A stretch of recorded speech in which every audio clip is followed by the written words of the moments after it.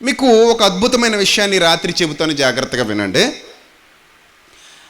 దేవుడు తనను తాను ఎలా పోల్చుకున్నాడంటే, బైబిల్ గ్రంథంలో తనను తాను ఎలా పోల్చుకున్నాడంటే వరుడుగా పోల్చుకున్నాడు.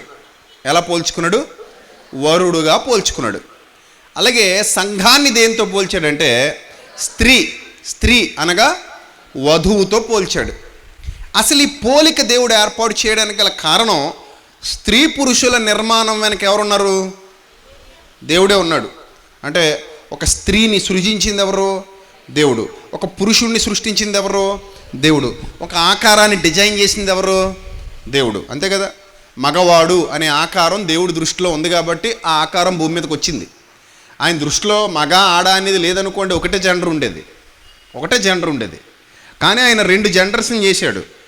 నేలమంటితో నరుని నిర్మించి వాని నాసికారంధ్రములలో జీవవాయువును ఓదగా నరుడేమాయను, జీవాత్మాయను. ఆ పక్కటెముకను తీసి స్త్రీనిగా నిర్మించి ఆమెను నారి అన్నాడు. నరునిలో నుండి తీయబడినది కనుక నారి అని ఆమెను ఆయనకు భార్యగా అప్పగించాడు. ఈ విధంగా ఈ ఏర్పాటు అనేది దేవుడు చేశాడు. అంటే వరుడి నిర్మాణం వెనుక దేవుడున్నాడు, వధువు నిర్మాణం వెనుక దేవుడున్నాడు. ఈ 2 నిర్మాణాలు దేవుడే చేశాడు కాబట్టి ఆ ఇద్దరిని ఒక పోలికగా ఆయనే చెప్పడం జరిగింది, చూపించడం జరిగింది. ఆ పోలికను ఆయన వాడడం జరిగింది.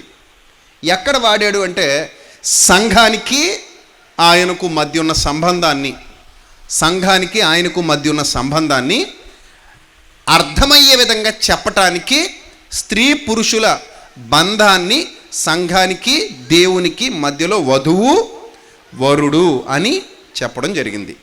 ఇప్పుడు మీరు గమనించండి, వధువు సంపూర్ణంగా వరుడు కోసమట, వరుడు సంపూర్ణంగా వధువు కోసం.